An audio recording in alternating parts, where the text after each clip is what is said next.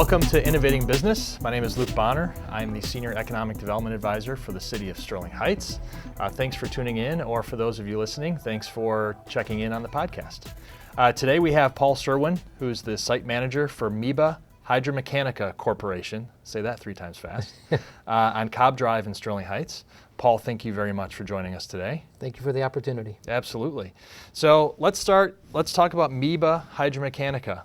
Tell us about the company, the parent company, where you guys are located globally, and a little bit about what the company does. So in 1989, the Miba Corporation, Miba AG, which is a family-owned corporation out of Austria, purchased Miba HydraMechanica. It was their first foray into the U.S. market.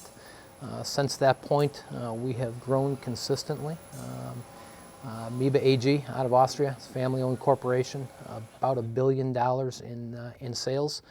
We have approximately 30 plants worldwide on 4 different continents. Very committed to growth and to doing things the right way. And so at Miba HydraMechanica, we've got about 151 employees. We produce friction discs, which are used in virtually every automobile you see out there. They're used in the transmissions as well as the differentials. They actually engage and disengage the 4-wheel drive. If you have a 4-wheel drive vehicle from General Motors, chances are you have our friction discs in your transaxle. Disengages the 4-wheel drive for the on-demand 4-wheel drive vehicles. Additionally, we provide friction discs as brakes for large vehicles, large Caterpillar off-road vehicles, mining trucks. These trucks, when I was down at Caterpillar about a year ago, you can actually walk through the transaxle. It is actually, so these discs are 42 inches in diameter. We stack 13 up on each wheel, and that provides the braking for the vehicles.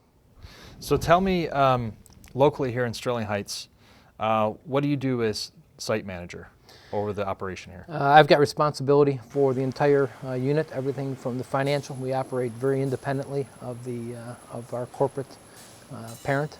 I've got responsibility for everything from engineering to the financials to the actual production of the parts we produce, as well as the sales and administration of everything. So you have 150 employees in Sterling Heights? 150 employees, approximately 40 of those are engineering and administration. The other 110 are in the production floor and maintenance departments. So let's go back to sort of the parent company and maybe some things that sort of filter down to here locally. Community is a big part of the company mantra. Sure. And so we've talked about, now that you guys are growing in Sterling Heights, being engaged in the community. So just tell us a little bit about why the community is so important to the company. In Austria, they are one of the leading companies in the communities. They are providing daycares for people, for the employees, as well as for others in the community. Very involved in politics, very involved in the arts, very involved in helping people. And as we grow here, my bosses, who are the owners of the corporation in Austria, want us to be doing the same thing here. We very much have a local for local philosophy, meaning both our sales, our purchasing, but also we want to be part of the community. We want to build strong ties with the community and be partners within the community. One of the things we're looking at right now is the Macomb County Warming Center. We're looking at partnering us in some ways with the Macomb County Warming Center as well, just as one. Also getting involved with the MEDC and some other organizations. We recently sponsored Sterling Heights Baseball this year. We put up some dollars, and one of our managers actually coaches within the Sterling Heights baseball community, and so we've gotten involved with the baseball community here also. Fantastic, and we appreciate that. Yeah. We've talked about you guys being a relative unknown in the community for a long time. Very few people understand actually what you guys have done there, but also the amount of people that you've employed.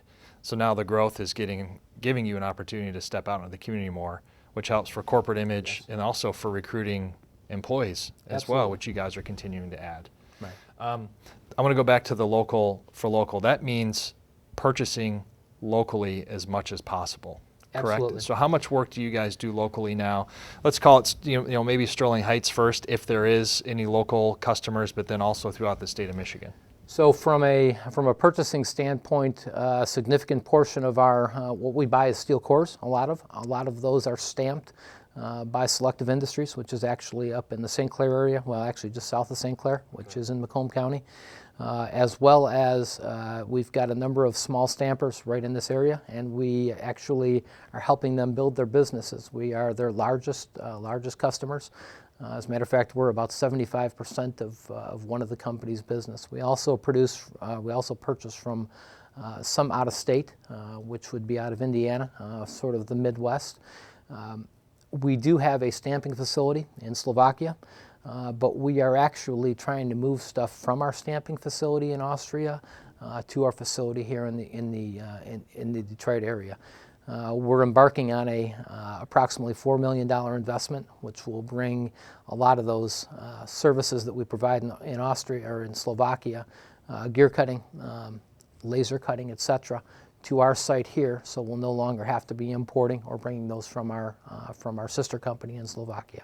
That's something we've been talking about quite a bit here over the last Yes. few months with our partners at MEDC and Macomb County. Yes. To help any way we can to make that an easy transition, obviously, as much as possible. Yes. Let's get more on the people side. So we've talked about this at length, and everyone's facing this problem, and it's a talent shortage across the board, Yes. right? For every industry, for every job segment. Why don't we talk about your culture at Miba and what you think you guys do that, first of all, set yourself apart, and then secondly, talk about how are you actually approaching kind of going out to find new hires when everybody in the market's trying to find the same person Sure. today. So first of all, we're very family oriented. I walk around the plant and I know virtually every person on the plant floor. I know most of the people's, if they have weddings going on, if their kids have birthdays, and et cetera. So the family atmosphere is driven from our Austrian parent company. They are very family oriented as well, as it's owned by one family.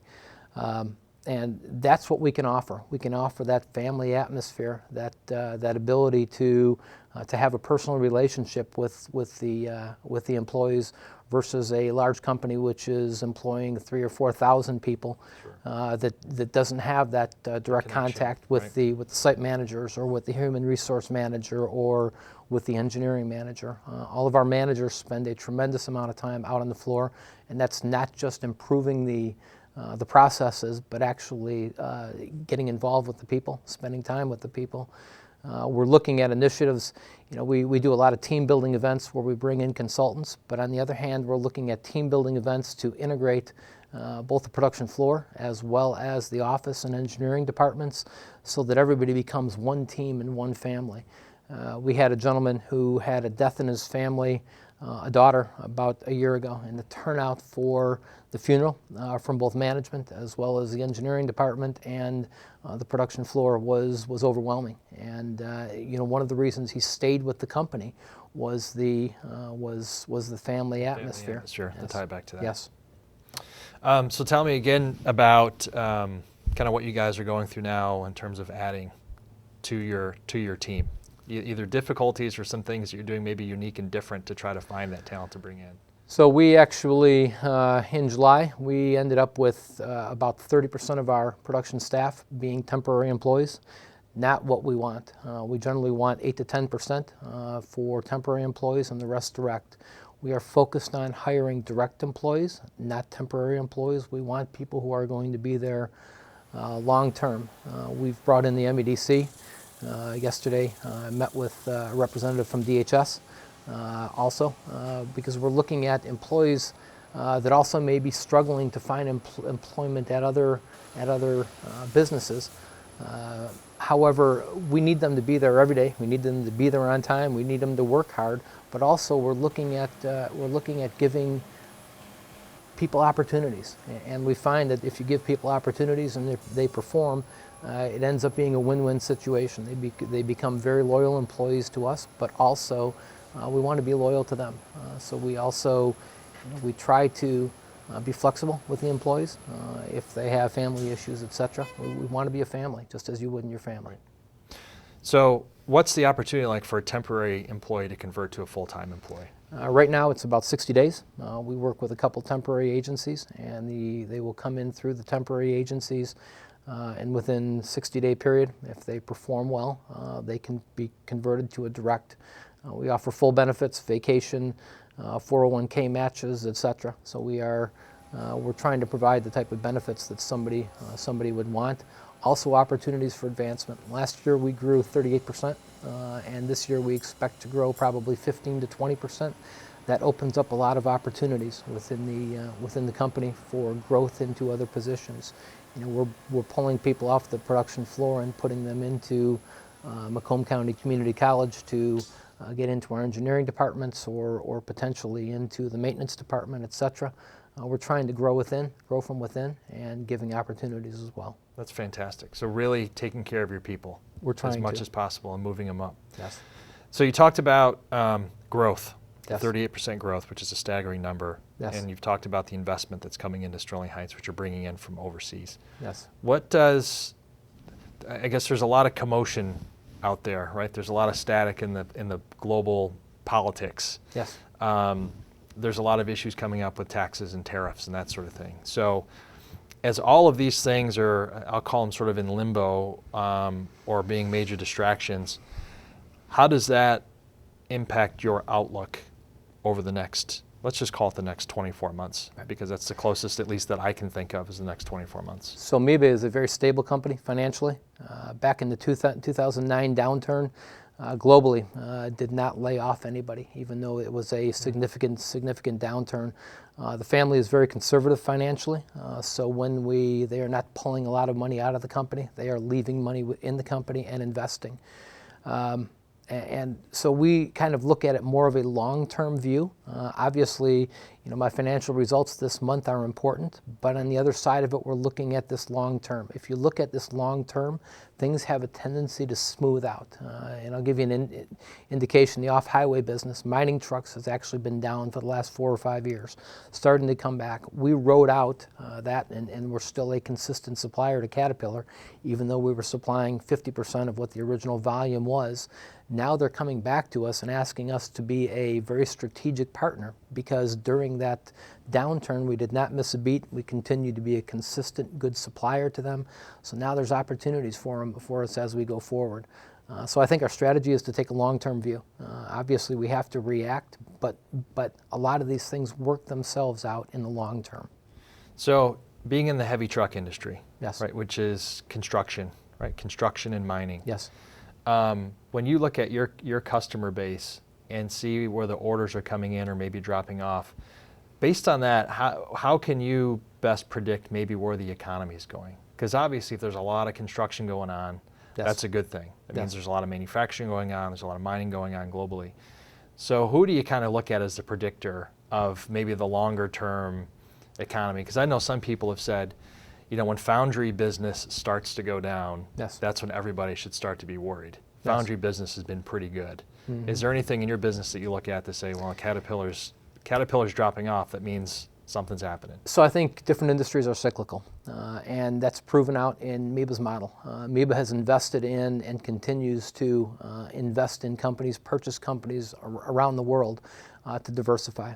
And so with our diversification, if the mining industry was down, the automotive has been up for the last 6 or 7 years. So although it has somewhat of an impact on us, I don't think in general, with the exception of something like 2009 where you saw a dramatic drop everywhere, in general you're going to see the cyclical nature, and as one business is down, another business is up.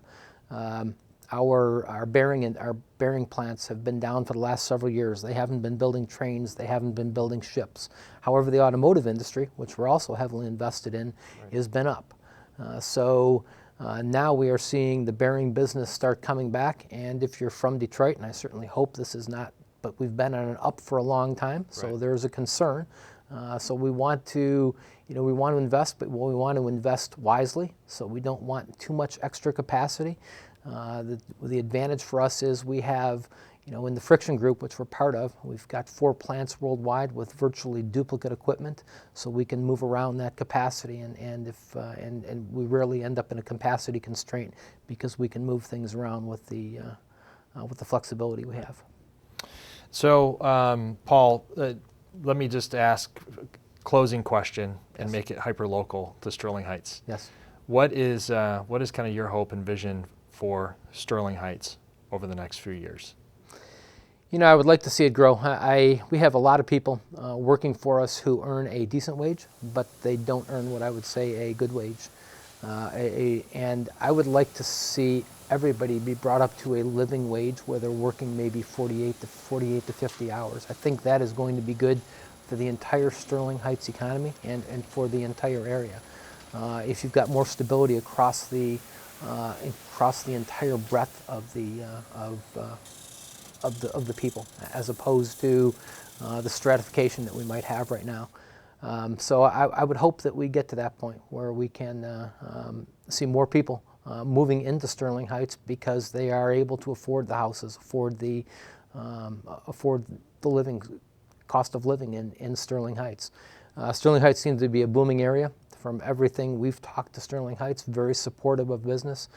They continue to be supportive of business for us, and I see that with other companies as well. I think Sterling Heights has become a mecca for smaller companies, large companies as well, the Chryslers, the Fords, but also for the smaller companies supplying the automotive. But also, I'd like to see diversification away from just the automotive. So when those cyclical items hit in the economy, they won't impact Sterling Heights. More stabilized. Yes. Yeah. Well, great insight, Paul. Can't thank you enough for your time. I appreciate you sharing everything with us and the community about Miba, and look forward to continuing to work with you and helping Miba grow into the future. So thank you very much. Thank you very much for your time. Thanks. Thank you.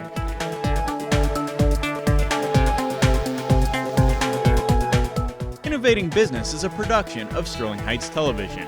If you'd like to find out helpful information about doing business in Sterling Heights, log on to sterling-heights.net and select the Economic Development tab.